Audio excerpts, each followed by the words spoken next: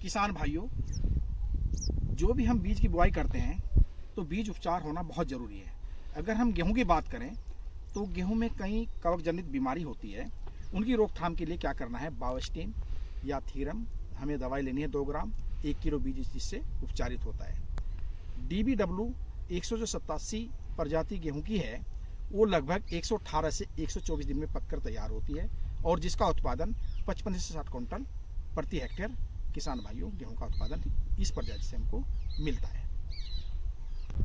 हम किसान भाइयों को सजेशन देते हैं कि आप किसान भाई सीडड्रिल से ही गेहूं की बुआई करें। अगर हम सीडड्रिल से बुआई करते हैं तो पर बीघा 6.5 किलोग्राम बीज की आवश्यकता होती है। अगर हेक्टेयर की बात करें तो 100 किलोग्राम आपको बीज की आवश्यकता होगी। 160 से 180 किलोग्राम NPK की आवश्यकता है।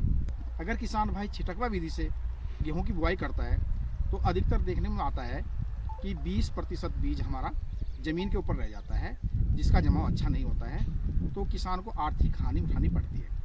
और जब हम सीडड्रिल से बुआई करते हैं तो बीज जो हमारा है लाइन में गिरता है और उचित गहराई में गिरता है, तो जिससे क्या होता है कि लगभग 95% बीज का जमाव अच्छा होता है। हमारा गेहूँ जमकर तैयार होता है। अगर खरपतवार हो जाता है तो निराई गुड़ाई में भी हमें आसानी होती है।